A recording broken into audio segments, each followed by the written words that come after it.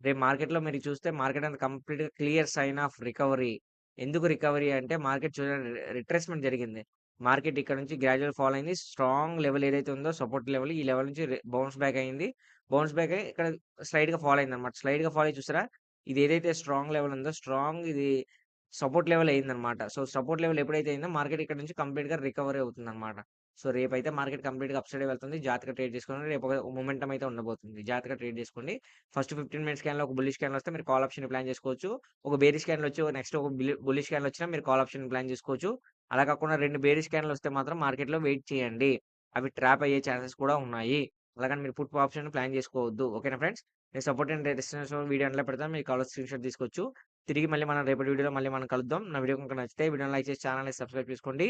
Thanks for watching.